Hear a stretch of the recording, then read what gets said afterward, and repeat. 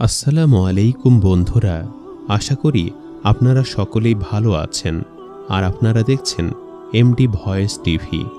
বন্ধুরা, আজকের এই ভিডিওতে আমরা বলবো যে মায়ের কথা অমান্য করে একজন ব্যক্তি কেন হজে গিয়েছিল এবং তার শেষ পরিণতি কী হয়েছিল সে সম্পর্কে একটি বিস্ময়কর ঘটনা, যা শুনে আপনার মন ছুঁয়ে যাবে ইনশাআল্লাহ। তাই ভিডিওটি একবারে শেষ পর্যন্ত দেখবেন। সে বহুদিন আগের কথা। তখন যোগাযোগ ব্যবস্থা এত উন্নত ছিল না। ইচ্ছা করলেই এক দেশ থেকে অন্য দেশে যাওয়া যেত না, বরং বহু সময় ও কষ্টের পরে তা সম্ভব হতো।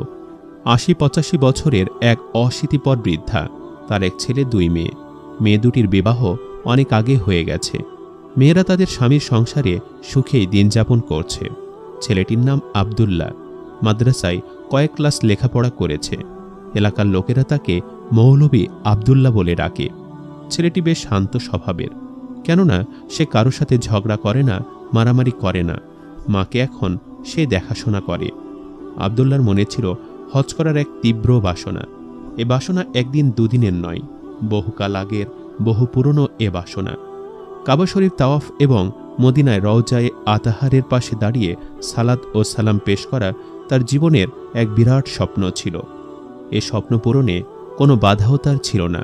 সুস্থ দেহ, আর্থিক সচ্ছলতা সবই তার ছিল, কিন্তু একমাত্র মায়ের জন্য তার এ স্বপ্ন পূরণ বিলম্বিত হচ্ছিল। আব্দুল্লাহ মায়ের সেবা করে, মাও তাকে ভীষণ ভালোবাসে। মা যেন এ ছেলেকে ছাড়া কিছুই বোঝে না। প্রতি বছর হজের সময় এলে আব্দুল্লাহ মায়ের কাছে যায় এবং মিনতির স্বরে বলে, মা, আমি এবছর হজে যেতে চাই, আপনার অনুমতি হলে রওনা দিতে পারি। সন্তানের প্রতি মায়ের ভালোবাসা এমনিতেই সীমাহীন। তদুপরি আব্দুল্লাহ তার একমাত্র ছেলে, বয়সও অনেক হয়ে গেছে। অনেক কাজ ইচ্ছা থাকা সত্ত্বেও নিজে নিজে করতে পারেন না, অন্যের সাহায্য নিতে হয়। তাই ছেলে হজের অনুমতি চাইলে বরাবরই তিনি একই কথা বলে ছেলেকে ফিরিয়ে দেন। বলেন, বাবা, আমি অসুস্থ ও দুর্বল হয়ে গেছি। তুমি ব্যতীত আমাকে দেখাশোনা করার আর কেউ নেই। তুমি আসার পূর্বে হয়তো মরে যাব, সুতরাং এবছর হজে যাওয়া স্থগিত রাখো। এভাবে ৪-৫ বছর অতিবাহিত হওয়ার পর ছেলের ধৈর্যের বাঁধ ভেঙে গেল। সেবার দৃঢ় সংকল্প করল যে এবছর যেভাবেই হোক হজে যাব, মায়ের কথা কিছুতেই মানব না। এবার তিনি অনুমতি দিক বা না দিক তাতে আমার কোনো পরোয়া নেই, যেভাবেই পারি আমি আমার সংকল্প বাস্তবায়ন করবই। দেখতে দেখতে হজের সময় ঘনিয়ে এলো। আব্দুল্লাহ হজের পূর্ণ প্রস্তুতি নিল, কিন্তু এ কথা মাকে জানালো না। অবশেষে রওনা হওয়ার দিন মাকে বলল, মা, দোয়া করো, আজকেই হজের উদ্দেশ্যে বের হচ্ছি। ছেলের কথা শুনে মা বলে, আজই বের হচ্ছ, অথচ আগে আমাকে কিছুই জানাওনি। ফলে মায়ের কণ্ঠ চিরে একরাশ বিস্ময় ঝরে পড়ে। মায়ের কথা শুনে ছেলে বলে, হ্যাঁ, এবার আপনাকে জানানোর প্রয়োজন বোধ করিনি। তখন মা বলে, কেন? ছেলে বলে, অতীতের বছরগুলোতে আপনার অনুমতি চেয়েছিলাম, কিন্তু আপনি দেননি। আমার বিশ্বাস এবছরও আপনি তাই বলবেন। সেজন্য আপনার অনুমতি না নিয়েই এবার হজে যাওয়ার যাবতীয় প্রস্তুতি সম্পন্ন করেছি। এবার মা বলে, বাবা, তুমি এবছরও যেও না। তোমার কাছে এ আমার শেষ আবদার, আর কখনো তোমাকে নিষেধ করব না। ছেলে বলে, আমি আপনার কথা মানব না মা। আপনার নিকট এখন আমি অনুমতি নিতেও আসিনি। হজে যাচ্ছি শুধু এতটুকু জানানোর জন্য এসেছি। তখন মা বলে, বাবা, তুমি কি আমার শেষ আবেদনটুকু রাখবে না?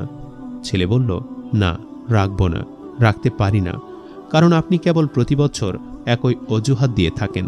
বলেন যে তুমি হজ থেকে ফিরে আসার আগে মৃত্যুবরণ করব, তাই তুমি এবছর যেও না, অথচ আপনি হজ পর্যন্ত মরেননি।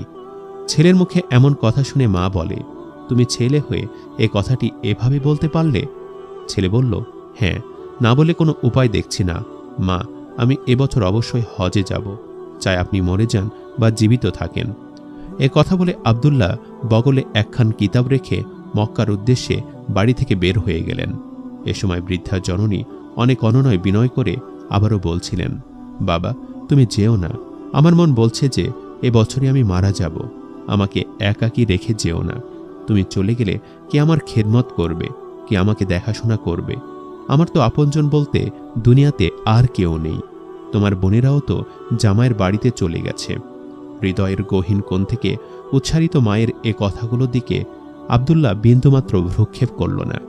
ফিরে এসে মাকে দুখানা সান্ত্বনার কথাও শোনাল না, এমনকি ফিরেও তাকাল না।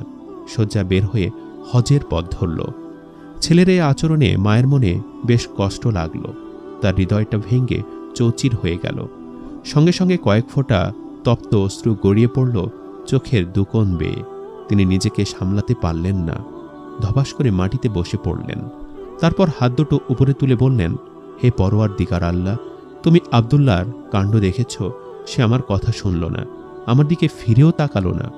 ওগো পরাক্রমশালী মাওলা, তুমিও তার কথা শুনিও না এবং তার দিক থেকে তোমার রহমতের দৃষ্টি ফিরিয়ে নিও।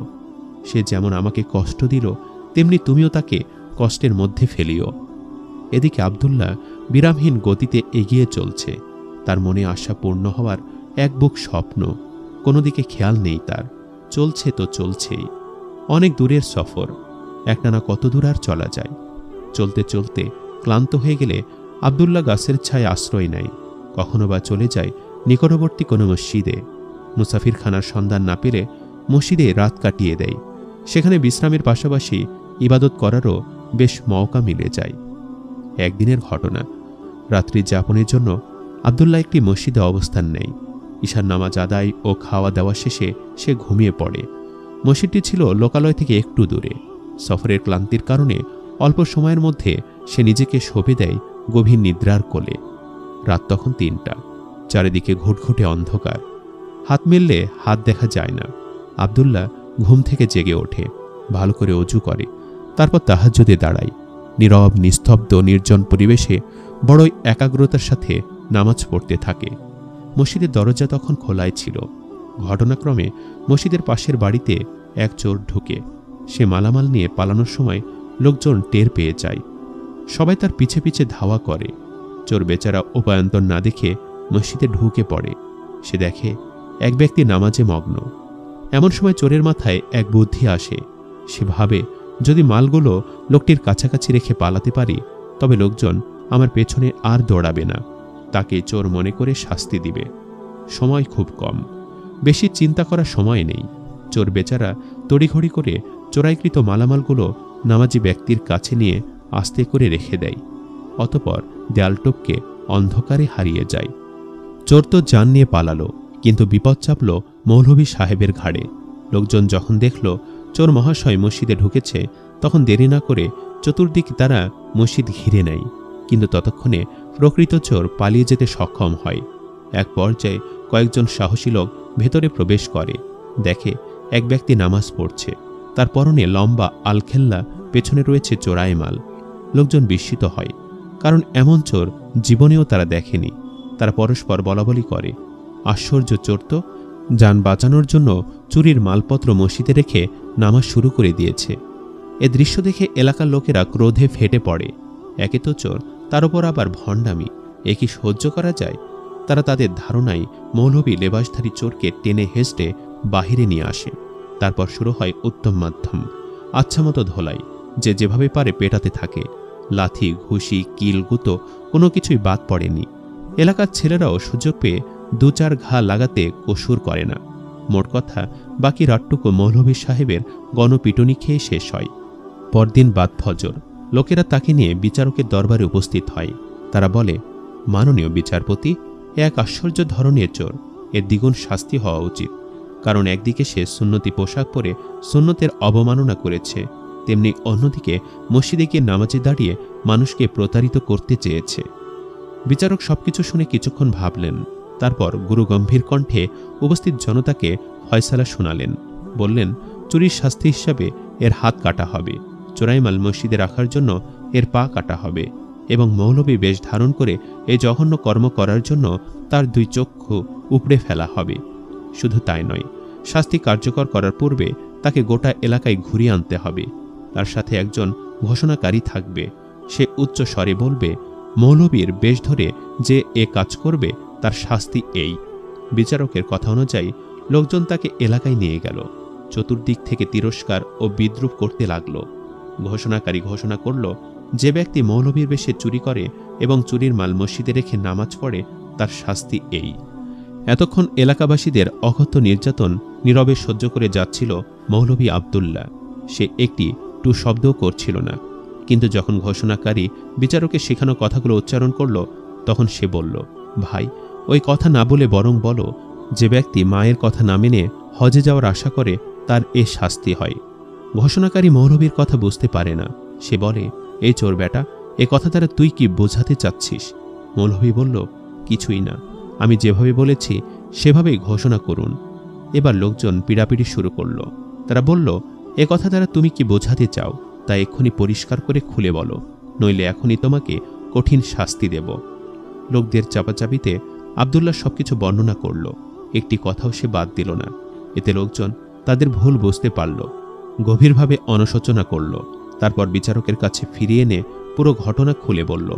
সব শুনে বিচারকও গভীর দুঃখ প্রকাশ করলেন এবং সবার পক্ষ থেকে ক্ষমা প্রার্থনা করলেন।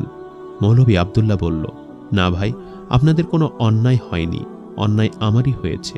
মায়ের অবাধ্যতার কারণেই আমাকে এ ভোগান্তি সহ্য করতে হয়েছে। প্রিয় দর্শক, দেখলেন তো মায়ের কথা না শোনার কারণে একজন ভালো মানুষও কতটা লাঞ্ছনা, বঞ্চনা ও অপমানের সম্মুখীন হলেন। আর হবেই না কেন? প্রিয় নবী সাল্লাল্লাহু আলাইহি ওয়াসাল্লাম তো বলেই গেছেন, পিতামাতার অবাধ্যতার শাস্তি দুনিয়াতেই পাওয়া যায়, আর আখিরাতে তো আছেই। তো বন্ধুরা, এ ছিল আমাদের আজকের এই ভিডিও। কেমন লাগলো কমেন্ট করে আমাদের অবশ্যই জানাবেন। আজ তাহলে এই পর্যন্তই। আপনারা ভালো থাকবেন, সুস্থ থাকবেন। আল্লাহ হাফেজ।